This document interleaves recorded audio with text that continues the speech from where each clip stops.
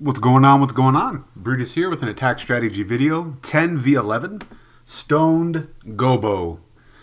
So stone meaning 3 golems, and GoBo is bowlers. So you've seen you've seen me talk about this through other videos and other mediums, but I never actually drew one out. So I figured why not actually draw one out, because people have been asking for 10v11 strategy.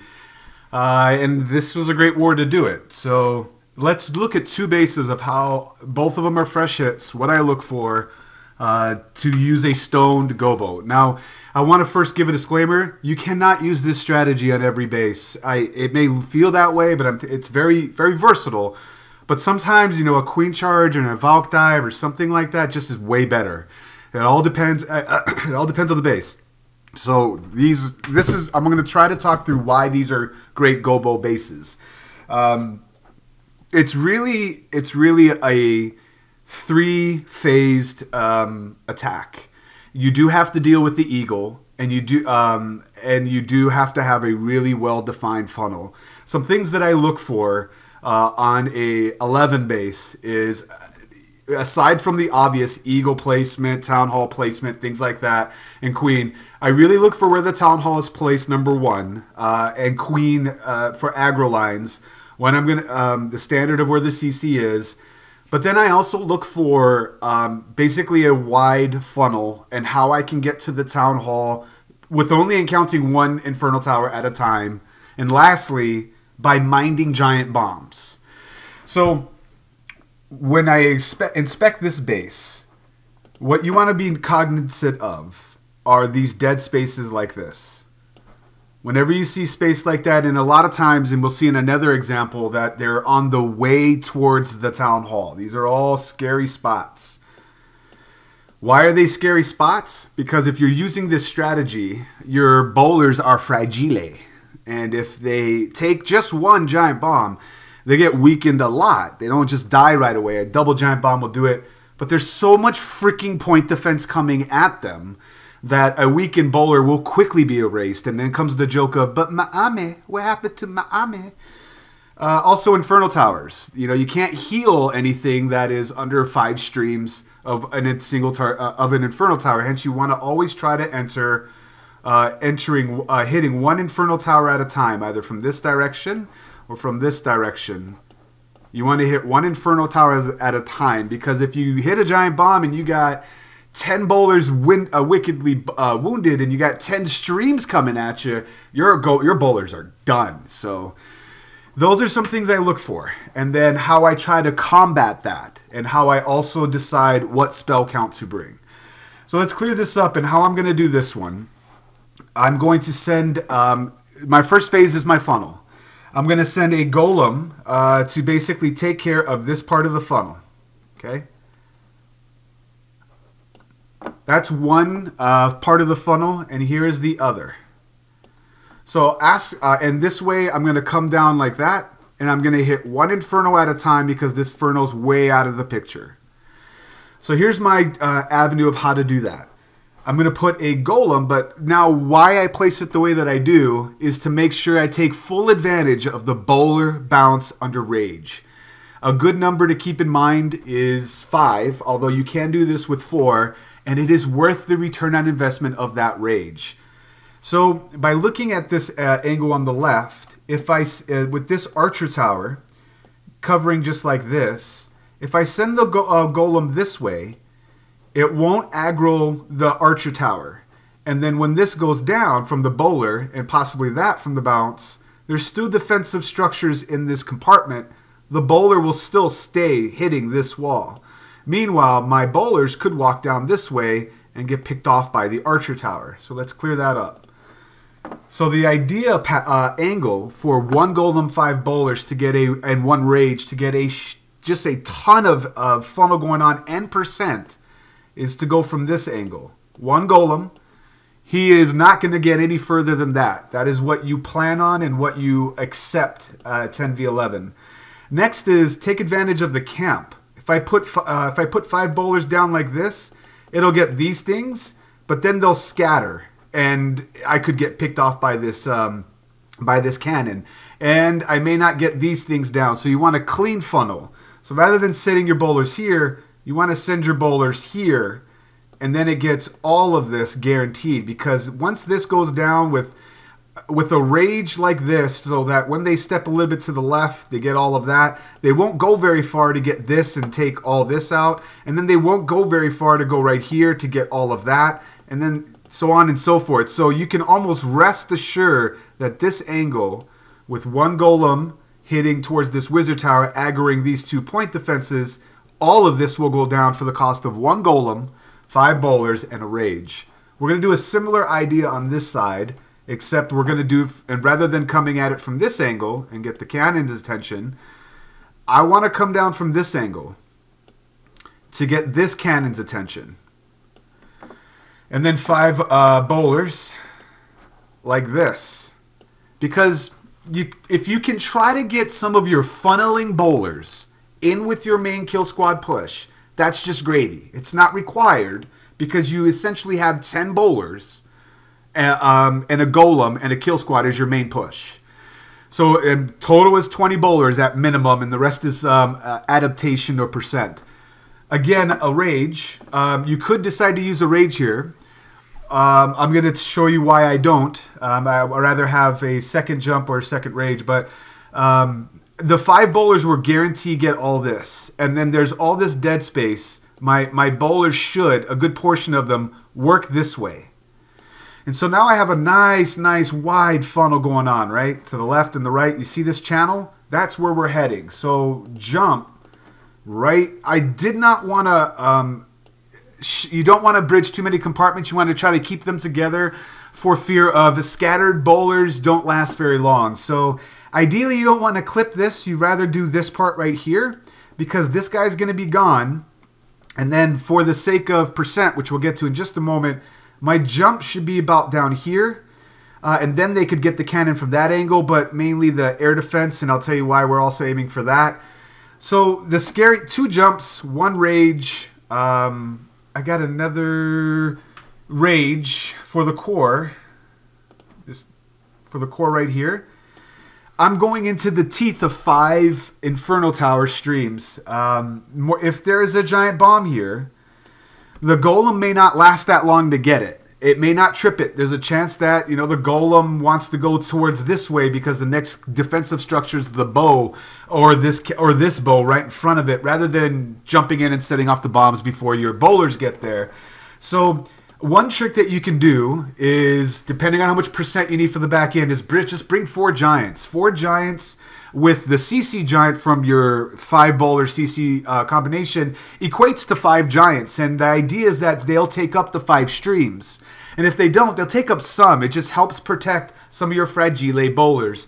And with the rage down right here, they should make quick work of the Infernal Tower. With that down, because the Infernal Tower is way far away, you can make the argument to bring back up your bowlers so that they stay raged and get the Town Hall by dropping a heal here. I'm not saying this is going to be applicable for every base, but in this one it could be. And this is an example as to why. You could also invest on a freeze. But the only reason why you don't want to freeze this by itself, looking at the spell count that we have, without the idea of bringing them back up, is that if there's a giant bomb in this compartment, the freeze does nothing.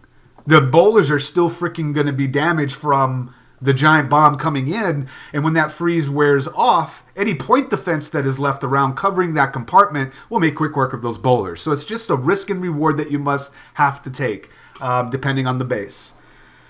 So to clear this up, the idea with a 5 bowler this way, golem, 5 bowler, and rage to get all of this.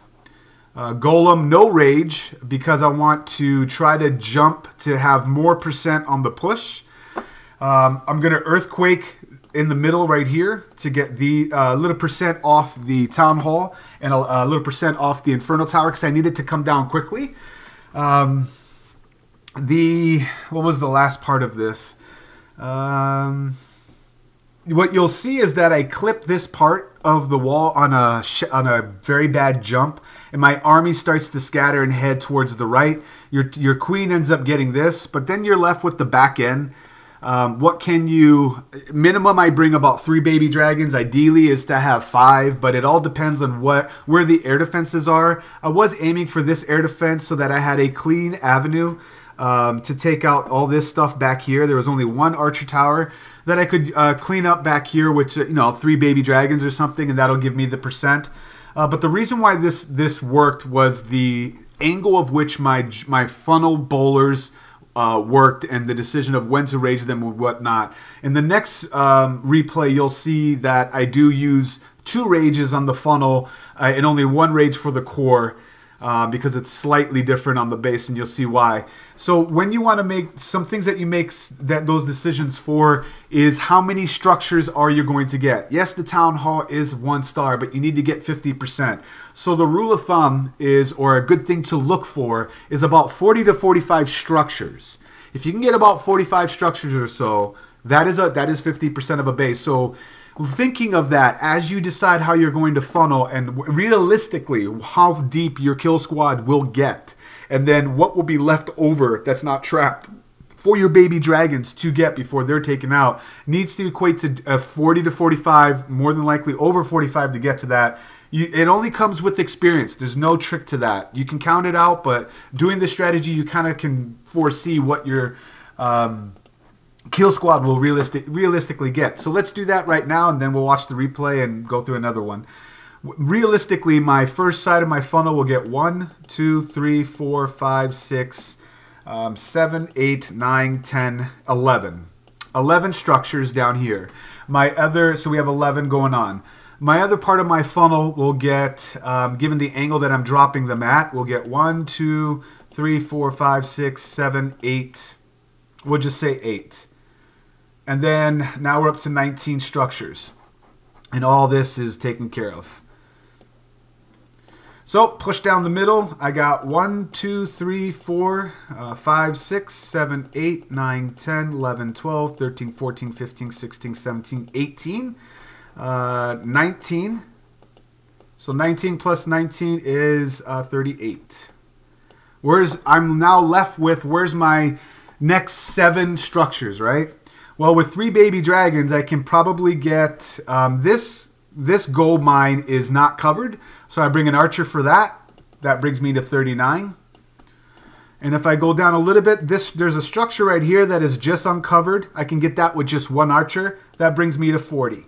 That means between my remaining 5 baby dragons, I need to get 5 more structures on the back end push. So this is why I brought a jump, was to make sure that they did my kill squad a second jump. Why my kill squad does not just stop at this line and get absolutely nothing. I brought a jump so they had access to get more of that 5 missing structures, so that there's less pressure on my back end baby dragons. So that's another thing that you look for, not only how to get towards the town hall, but go back through your plan and count out how many structures you're realistically and ideally supposed to get on your way there. Hopefully these talking points were helpful. Let's see this in motion. I'll clear this up, and then we'll be right back to talk about the last one with a slightly different layout. Hello again. Hello again. Can I offer you something to drink? Yes, thank you. You're up to something. You want my help, and you won't tell me what it is. Why? You're a very smart lady, you know that. Yes? I drink too much. I get in trouble a lot because I talk too much. Sometimes I have an imagination that's a bit too vivid. Something's wrong, and I don't know what it is.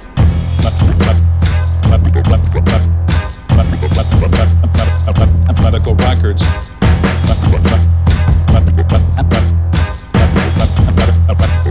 Medical records. Medical record. Medical records. Medical record. Medical records. Medical record.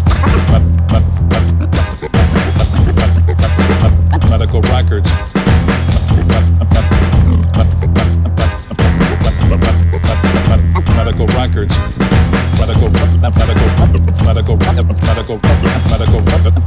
Medical records.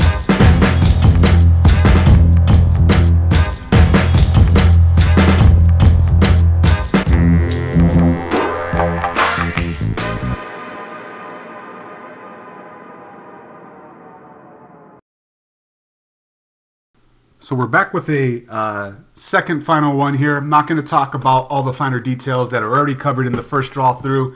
We're going to use the same strategy, stone, gobo with back-end baby dragons per percent. But I'm going to talk about the spell count, decisions, and then of course the angles. Because the first angle did not work in my mind, and we didn't. How we got there was counting structures. We didn't feel comfortable getting there.